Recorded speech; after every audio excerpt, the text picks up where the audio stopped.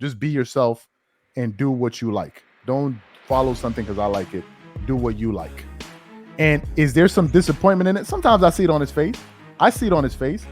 But then what is he going to do? He's going to make me feel, he's going to disappoint me while he's happy and be like, oh, well, my son is doing what I like, versus me being happy and he deals with the disappointment.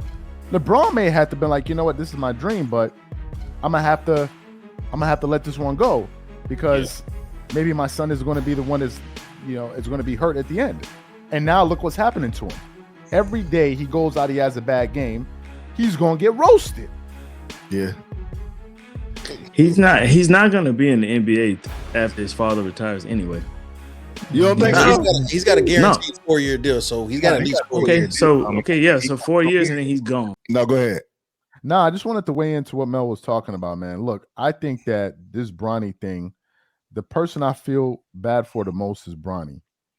Because personally, I feel like he's being used by the team. I also feel like his dad is playing a role in Bronny being exploited in the sense that Bronny's a 55th pick. So we know that he's not a very good player. We know that he's somebody that needs to develop. But nevertheless, the media is promoting him. And always, like, I just open up my Instagram and I see him going for a layup. And I'm like, damn, he must be balling. And I click on the box score.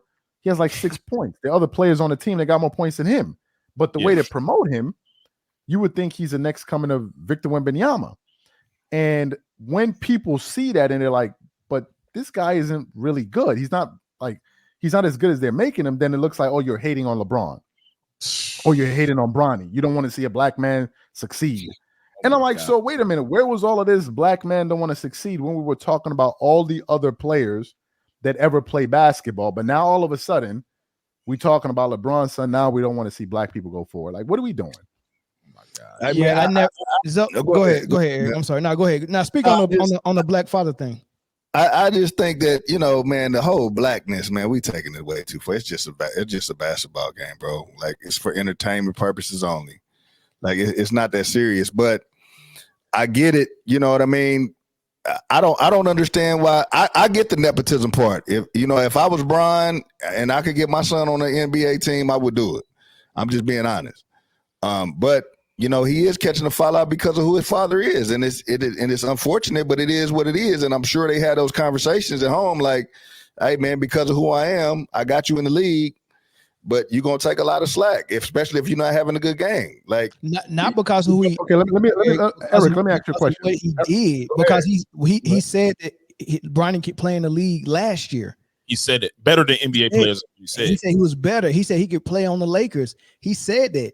This is the same reason why LeVar Ball got so much heat put on his son, because he kept going out there brag. Same reason why Caitlin Clark got so much heat, because the media was telling them that she's better than everybody in the WNBA last year, and that she was going to take the league by storm and be the best player from day one. And she was the savior and Jesus Christ and all of these things.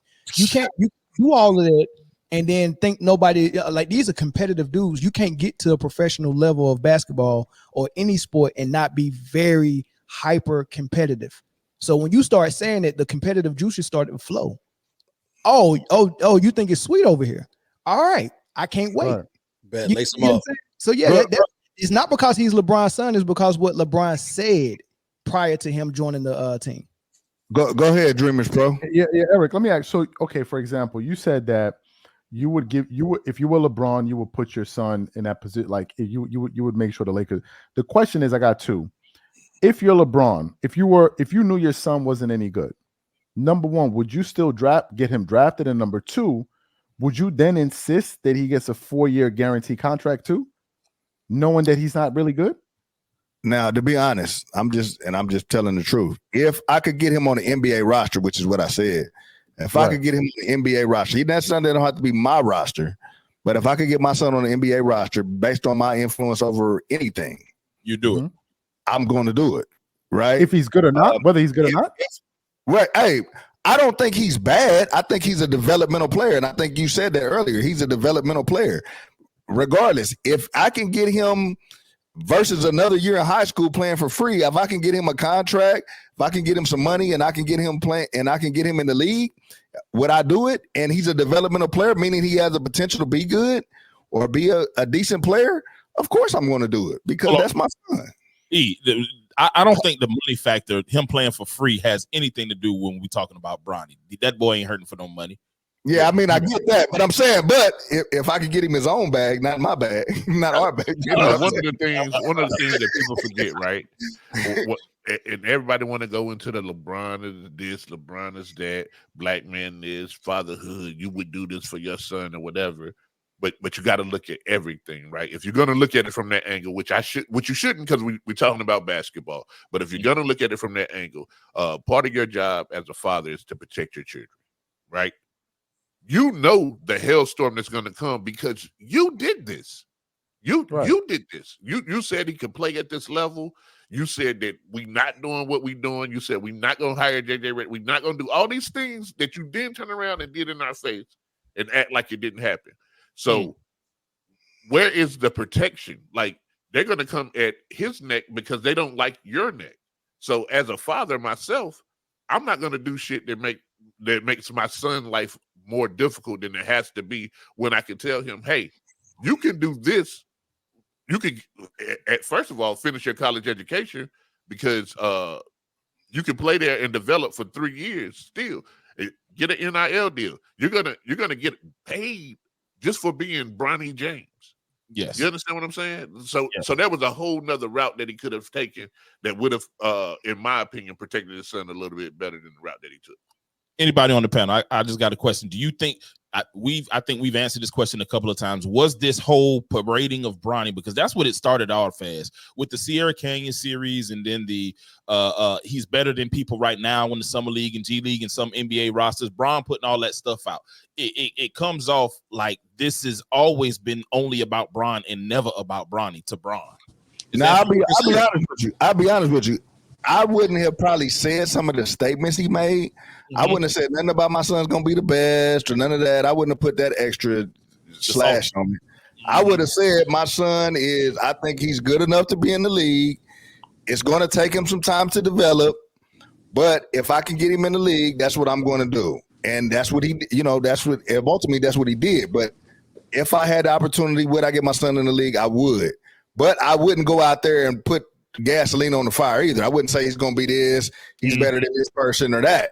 But that's my only, I think, shot to LeBron is like, hey, come on, homie, you can't go out there and put him out there like that. You know what I mean? Would you bring him out as a freshman when he didn't have his best season? He didn't, you know what I'm saying? He's not ready yet. Would you tell him to come out as a freshman? If your goal was to get him in the league, he had 3 more years to prove himself. To be honest, with that heart problem he had, my son probably wouldn't even be in the league. I'm just being honest. If playing basketball was, he wouldn't be in the league. Yeah. If playing basketball was baking the cake, Bronny hadn't even made it to the oven yet.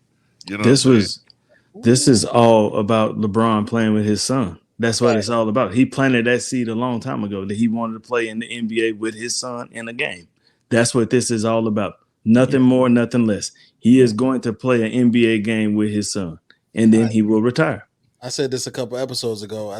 LeBron is going to be 43, almost 44 by the time if Bronny would have stayed all 4 years in college, he'd have been 43, pushing 44.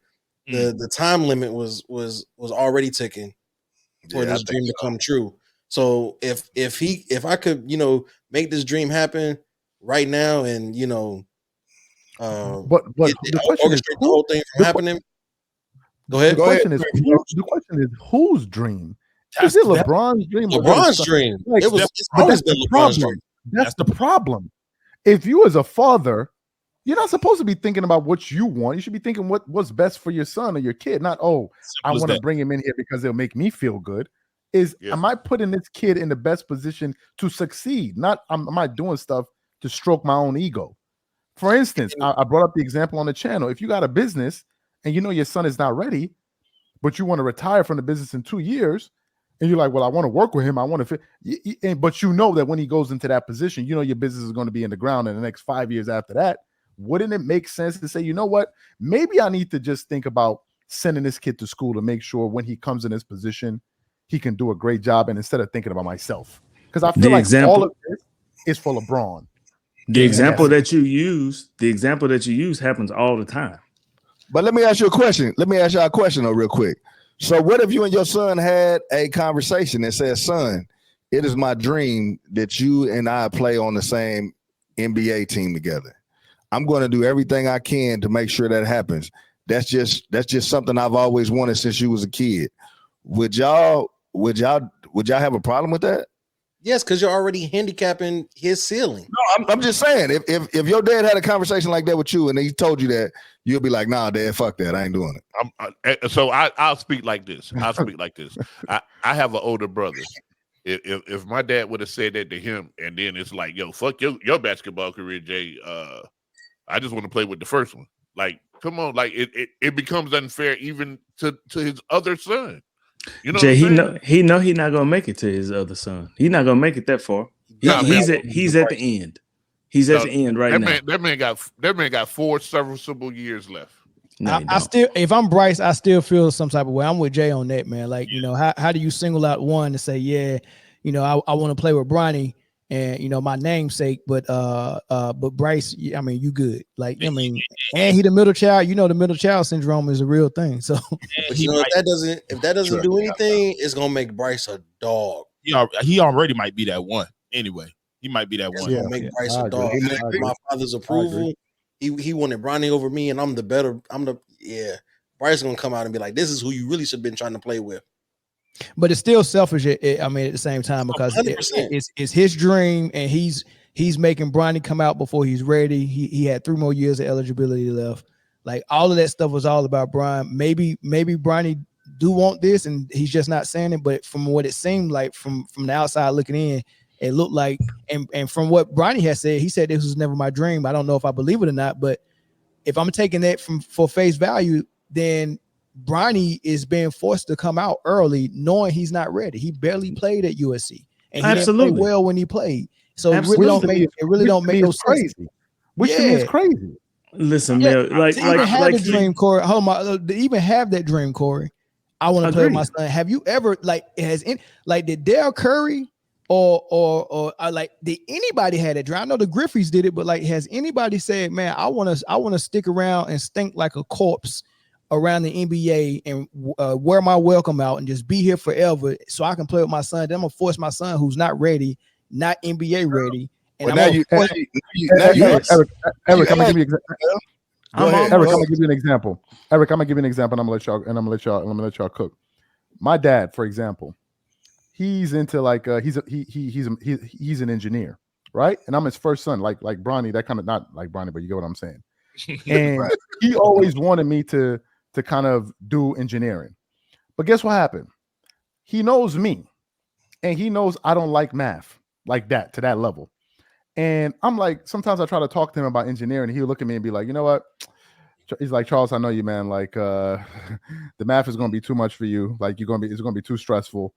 Just focus on doing the other thing. Like, you got other talents. Just do that." Now, a selfish dad would have been like, no. Like, no, I'm an engineer, and I want you to do it too, because I did it, and I'm going to put all of this pressure on you to do it too, even though I know that may not be the thing that you're best at. But I'm going to still put that pressure on you. I'm going to still go out there and keep telling my friends, "Hey, man, you know, one of my biggest dreams is to do a project with my son one day, building a road or something, or building a house or something like that." And I keep putting this dream out. And then all of a sudden, I'm like, okay, now I want to go do it. And I go to engineering school and I flunk. Or I go build a road, and then it has potholes in it. Like, I feel like this pressure's on Bronny for no reason. Hey, Dreamers Pro, let me ask you a question. If your dad owned his own engineering company, right? And regardless of what you did best, right? Your dad said, "Hey, man, I want you. My dream is to have you work at my company. I don't know what you do best, but I want to find a way to fit you in my company." Would you have a problem with that? Me and him, he got his own thing, and he told me, he's like, everybody should just be yourself. That's what he tells me and my siblings. He said, everybody be yourself. Like, if you like to draw, if you like to sing, if you like to dance, everybody should just be yourself. He's not putting any pressure on anybody. That's his own stance on it. Just be yourself and do what you like. Don't follow something because I like it. Do what you like. And is there some disappointment in it? Sometimes I see it on his face. But then what is he going to do? He's going to make me feel, he's going to disappoint me while he's happy. and be like, oh, well, my son is doing what I like versus me being happy, and he deals with the disappointment. LeBron may have to be like, you know what, this is my dream, but I'm gonna have to let this one go because maybe my son is going to be the one that's, is going to be hurt at the end. And now look what's happening to him. Every day he goes out, he has a bad game, he's going to get roasted. Yeah. He's not going to be in the NBA after his father retires anyway. You don't think No, so? he's got a guaranteed 4-year deal, so he's got at least 4 years. So 4 years and then he's gone. Yeah. Dang. Well, let me get this super chat. Then I'm gonna let Dominique close us out, man, and make sure you hit that like button. So, Ron Walters, Yeah, which is like, come on, man, like, I'm not I can't believe. which is like.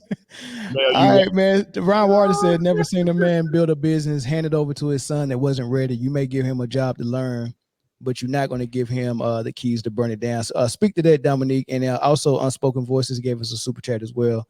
No comment. She never leave a comment, but I appreciate it. Thank you, Dominique. Speak on that point. Building a business, giving it to your son is not ready.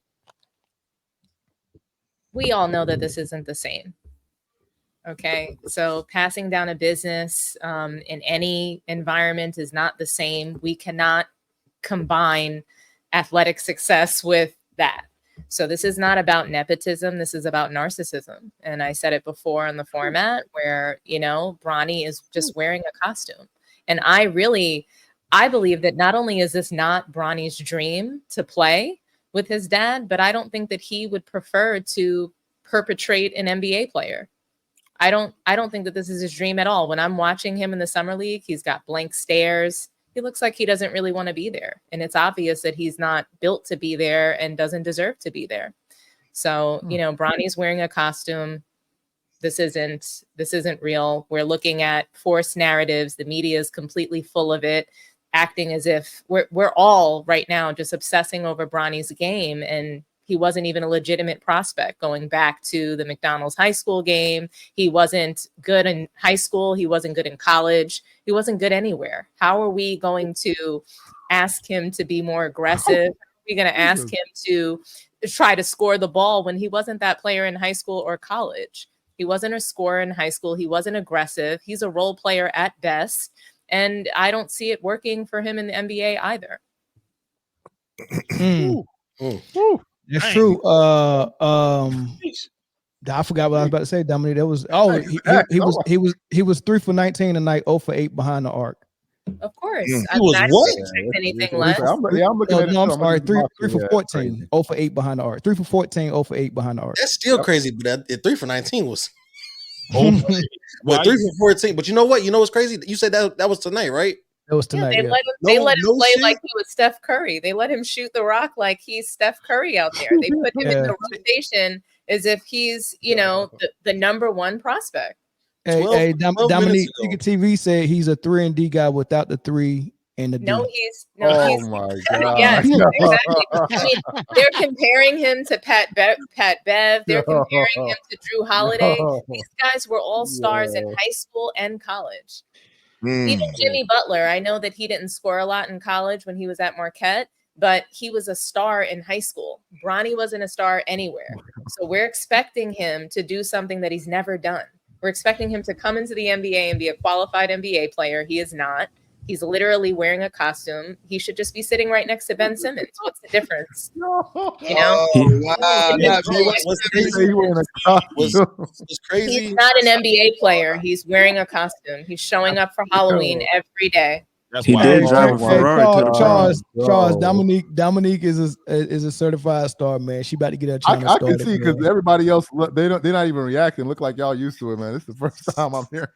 But I mean, Charles, could your dad pass down the engineering gene? You have to be like at my college, engineering was really hard. It's not, it's not something that you can just pass down. You can't pass down athletic success, and we cannot sit here on this panel and conflate being a Black father with achieving athletic success. LeBron can't pass that down to him. So he's hurting his legacy with his move because it's just going to be a disaster. And he's going to be blamed And it's not going to be good for the Lakers. And look at how he's leaving their franchise. And they're not making money. So also I want to talk about that misconception. The Lakers earnings, has anybody taken a look at that? If you pull up their earnings right now, they're losing money. The LeBron, in his tenure with the Lakers the last 6 years, this isn't bringing them a profit. It's keeping them relevant and keeping their names in everybody's mouths and in the media constantly, but they're not making money. And so that's what they get to leverage, is the fact that they're popular. That's what, Jeannie Buss is probably banking on. Who knows? They might be going bankrupt, but this is what they're using. If we watched Winning Time, we saw how Jerry Buss constantly just used, a variety of tools to make it seem like he was making money, to make it seem like he had the cachet to get these loans and whatever else. So she's staying afloat by this popularity, but they're not making any money. LeBron's hemorrhaging the Lakers. And when you have a business relationship, I'm shocked that it hasn't broken down yet, because he's hemorrhaging their team. Their team straight into the ground. Right along with his legacy going right in the tubes, because you just had to have your talentless son playing on the team with you. Movie production. He owns a production company. He could do anything. Bronny could have put down. Look, he doesn't want to be an NBA player. I promise you he doesn't want to be an NBA player. He could do anything. He could be sipping champagne somewhere, dating a bunch of girls, but being an NBA player, it's not what he wants to do. I promise. Oh, wow. Hey, look. Wow. Amari Bailey is already out of the league. That was the star on Sierra Canyon when he was there. When he was playing, Amari Bailey is gone. They couldn't play. They saw no promise. He's out the league. But Bronny has a 3-year guaranteed contract. Who hurt Dominique that was an NBA player? That's all I want to know. I'm just curious. Like, I don't know who it was, but I don't know who he was, but I want to apologize for him. I don't know what that has to do with Bronny pretending to be an NBA player. I don't know. I think he has talent. I think he has talent to develop into a decent role player. Did you even watch the games, the last 3 games that he's been in? So you didn't watch today's. But he's a developmental player, though. I don't expect him. I expect him to be in the G League. Well, he's not there. He's in the NBA, and we're not going to see him develop, because you have to come to the NBA ready to play. And that's why there's a G League. That's why there's an overseas league. The fact that everybody keep calling him a kid lets me further know that they don't believe he was ready either. Because it's a professional league. Kids ain't supposed to be here. Yeah, this ain't for babies. I think they're doing that to guard him from criticism. Now all of a sudden, Bronny's a kid. Meanwhile, we've been talking about NBA. That's the point I've been making. That's the point I try to bring up. We talked about NBA players the minute they get into the league. The moment they get into the league. Right. But now all of a sudden, he's a kid. We got to be careful what we're saying. Why you hating on the man's child? And I'm like, this guy's a child earning $9 million playing in the NBA. He's a child. No, not to mention by birth certificate, Cooper Flag is a kid too, and he was busting. What that kid looked like. He was busting their ass. That was true, man. He was. At every all right, well, Dreamers Pro, we go in this segment, man. We appreciate you calling in. I'm gonna clip this segment up, man. Thanks Hope you don't mind it. Man, we enjoyed your time here, man, and you're welcome to come back anytime or call back in whenever, man. So we appreciate it, though. Appreciate it, man. Y'all have a good one. I had a lot of fun. Y'all have a good one. All right, brother. Yep. Peace.